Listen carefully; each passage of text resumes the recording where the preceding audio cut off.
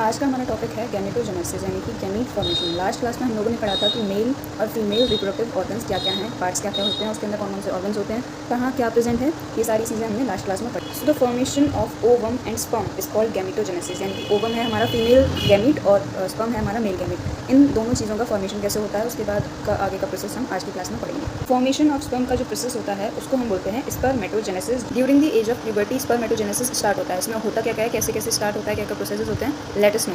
तो स्टार्टिंग में क्या होता है, सेमिनिफेरस ट्यूब्यूल की इनसाइड वॉल पर प्रेजेंट होते हैं स्पर्मेटोगोनिया। स्पर्मेटोगोनिया फिर माइटोटिक डिवीजन से डिवाइड होते हैं एंड इंक्रीज इन नंबर।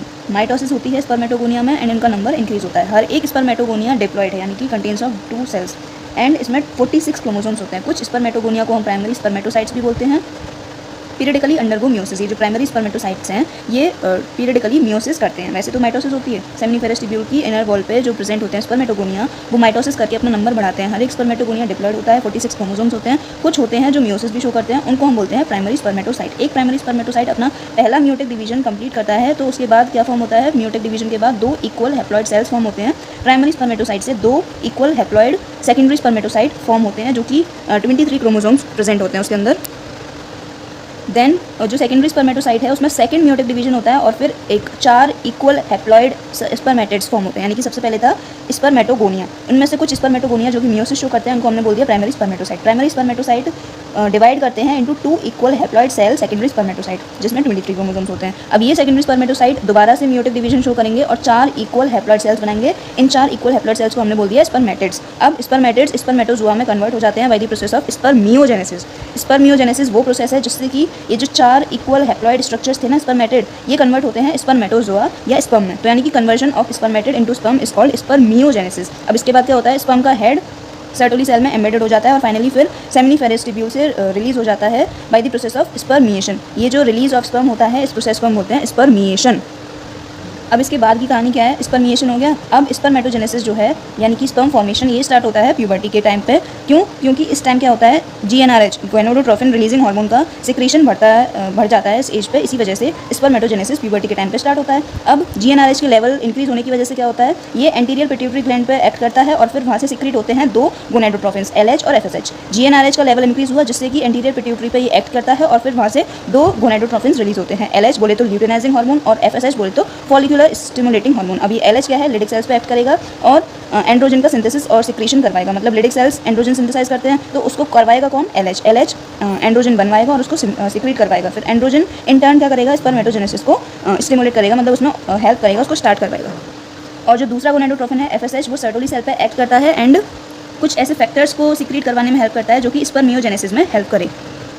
अब एक बार हम इसका स्ट्रक्चर देख लेते हैं। तो इसमें क्या क्या होता है इसके स्ट्रक्चर में, ये वाला पार्ट है हेड के अंदर होता है ये प्लाज्मा मेम्ब्रेन, ऊपर अंदर एक्रोसोम, और ये जो बड़ा सा स्ट्रक्चर है दैट इज कॉल्ड न्यूक्लियस जिसमें क्रोमोसोमल मटेरियल प्रेजेंट है। हेड के नीचे होता है ये वाला पार्ट नेक के बाद आता है ये पूरा लंबा सा मिडिल पीस के अंदर होते हैं कुछ माइटोकॉन्ड्रियाज। उसके बाद ये जो स्ट्रक्चर है, ये इसके स्ट्रक्चर से ही पता चल रहा है पूंछ जैसा है ना, तो उसको हम बोलेंगे टेल।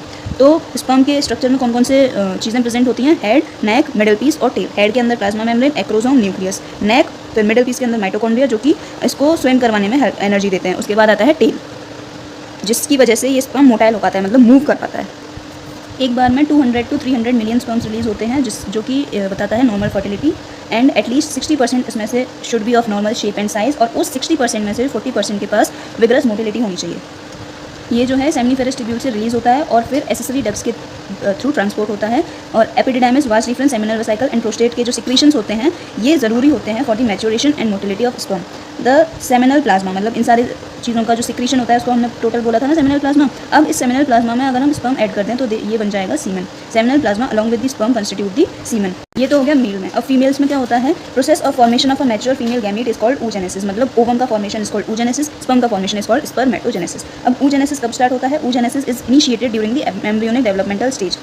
एम्ब्रियोनिक स्टेज पे ही ये स्टार्ट हो जाता है जब काफ़ी सारे million of gamete mother cell, जिनको हम oogonia बोलेंगे, oogonia फॉर्म होना शुरू हो जाते हैं within each foetal ovary. मतलब जब एक एम्ब्रियो वाली स्टेज में ही फीमेल्स के अंदर ये oogenesis का प्रोसेस स्टार्ट हो जाता है, जहाँ पे स्टार्टिंग में क्या होता है, काफ़ी सारे मिलियंस ऑफ oogonia होते हैं। अब क्या होगा, इन oogonia का जितने भी oogonia तब प्रेजेंट थे अब कोई नया oogonia नहीं फॉर्म होगा एंड मतलब आफ्टर बर्थ कोई नया उगोनिया फॉर्म या ऐड नहीं होगा। अब ये जो उगोनिया सेल्स हैं दे स्टार्ट डिवीजन और एक प्रोफेज फर्स्ट में एंटर कर जाते हैं। मियोटिक डिवीजन के प्रोफेज फर्स्ट में ये लोग एंटर कर जाते हैं, डिवाइड करते हैं एंड फिर टेम्परेरीली एक प्राइमरी oocyte के स्टेज पे अरेस्ट हो जाता है। मतलब काफ़ी टाइम तक ये प्राइमरी oocyte के स्ट्रक्चर में ही रहते हैं। उसके बाद क्या होता है, हर एक प्राइमरी oocyte फिर एक लेयर से सराउंड हो जाता है जिसको हम बोल रहे हैं, इस पूरे स्ट्रक्चर को हमने बोला फिर प्राइमरी फॉलिकल। मतलब ग्रेनुलोसा सेल्स की एक लेयर होती है जो कि प्राइमरी oocyte पे कवर हो जाती है और उसके बाद ये प्राइमरी oocyte बन जाता है प्राइमरी फॉलिकल। अब ये इसका क्या होगा, प्यूबर्टी के टाइम पर सिर्फ 60,000 से 80,000 प्राइमरी फॉलिकल्स प्रेजेंट होते हैं ओवरी के अंदर। अब इस प्राइमरी फॉलिकल के ऊपर ऑल लेयर स्ट्रक्चर मतलब सराउंड होते जाते हैं एंड अ न्यू थेका, फिर एक नया स्ट्रक्चर बनता है सेकेंडरी फॉलिकल। पहले था उगोनिया के बाद प्राइमरी oocytes फॉर्म हुए जो जहाँ पे ये टेम्परेरीली अरेस्ट हो जाता है, मतलब थोड़े ज़्यादा टाइम पीरियड के लिए प्राइमरी oocyte के फॉर्म में ही ये स्ट्रक्चर्स रहते हैं। अब ये प्राइमरी oocyte के ऊपर ग्रेनुलोसा सेल्स की लेयर जमा हो गई जो कि स्ट्रक्चर बन गया फिर हमारा प्राइमरी फॉलिकल का। अब ये प्राइमरी फॉलिकल के ऊपर और ग्रेनुलोसा सेल्स की लेयर आ गई। अब फिर ये प्राइमरी फॉलिकल बन गया सेकेंडरी फॉलिकल। अब ये सेकेंडरी फॉलिकल फिर टर्शरी फॉलिकल में कन्वर्ट हो जाएगा, जिसके बाद इसमें एक फ्लूइड फिल्ड कैविटी आ जाएगी। इस फ्लूइड फिल्ड कैविटी को हम लोग बोलेंगे एंट्रम। तो इस टर्शरी फॉलिकल के अंदर एक फ्लूइड फिल्ड कैविटी आ गई एंट्रम।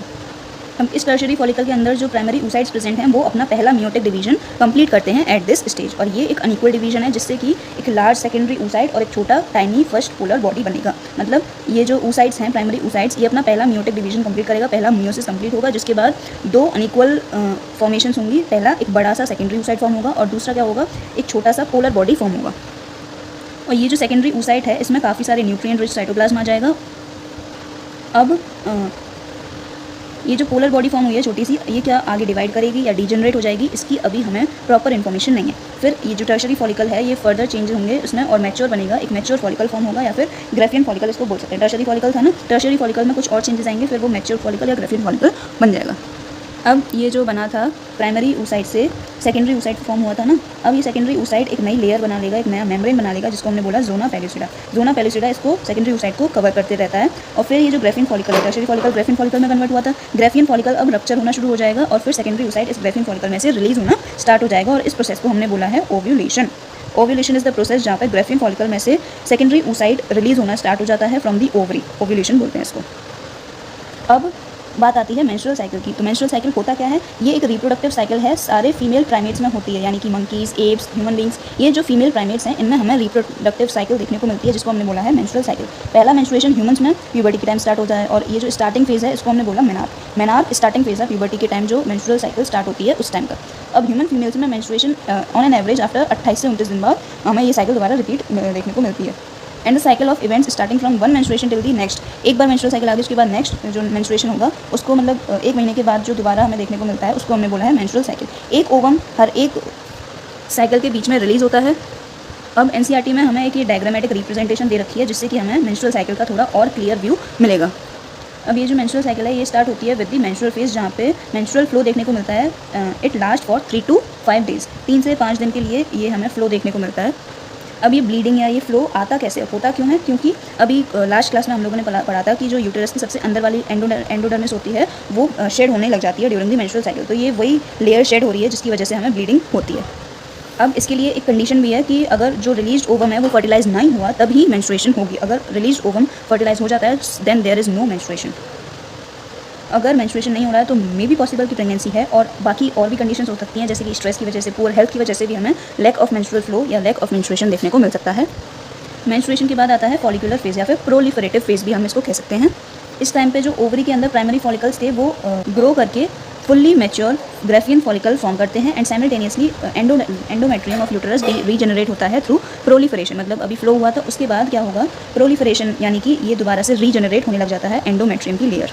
ये जो यूटेरस और ओवरी के अंदर चेंजेस हैं these are induced by changes in the level of pituitary and ovarian hormone. Pituitary और ओवेरियन हार्मोन्स में चेंजेस होते हैं जिसकी वजह से हमें यूटेरस और ओवरी में ये कुछ चेंजेस देखने को मिलते हैं ड्यूरिंग दी फॉलिकुलर फेज़ या प्रोलिफरेटिव फेज़। फॉलिकुलर फेज़ के टाइम पे LH और FSH दोनों का लेवल थोड़ा सा हमें इंक्रीज़ देखने को मिलता है जिसकी वजह से साइमल्टेनियसली हमें यहाँ पे फॉलिकल्स का डेवलपमेंट भी देखने को मिलेगा। एंड ये जो ग्रोइंग फॉलिकल्स हैं ये ईस्ट्रोजन रिलीज़ करेंगे। अब ये जो दोनों LH और FSH हैं ये अपना पीक अटेन करते हैं during the middle of the cycle. मतलब अबाउट 14th डे को LH एंड FSH की हमें पीक देखने को मिलती है। अब LH का जो रैपिड सिक्रीशन है जिसकी वजह से LH का लेवल ज़्यादा होता है इसको हम LH सर्ज भी बोल सकते हैं। अब इस LH सर्ज की वजह से क्या होता है, ग्रेफियन फॉलिकल रप्चर होने लग जाती है और उसके बाद ये ग्रेफियन फॉलिकल में से ओवम रिलीज होने लग जाता है। इस प्रोसेस को हमने अभी बोला था ओव्यूलेशन, यानी कि LH सर्ज हुआ। क्यों हुआ? क्योंकि LH का सिक्रीशन बढ़ गया। LH का सिक्रीशन बढ़ा तो ग्रेफियन फॉलिकल रप्चर होने लग गया, जिसमें से फिर ओवम रिलीज हुआ। इस प्रोसेस को हमने बोला ओव्यूलेशन, जो कि हमें 14th day on an average देखने को मिलेगा।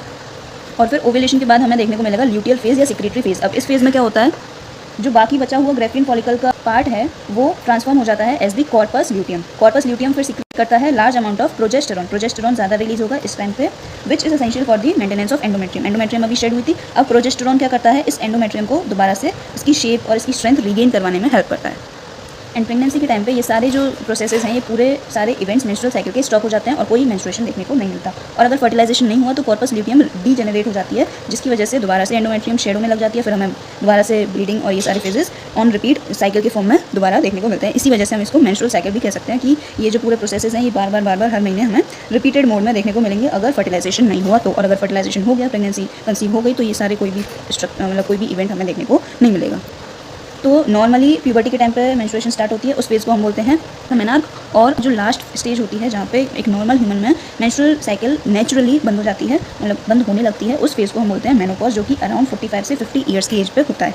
So that was it for today. अब आगे का जो प्रोसेस है इम्प्लांटेशन का, प्रेगनेंसी का, वो हम नेक्स्ट क्लास में पढ़ेंगे।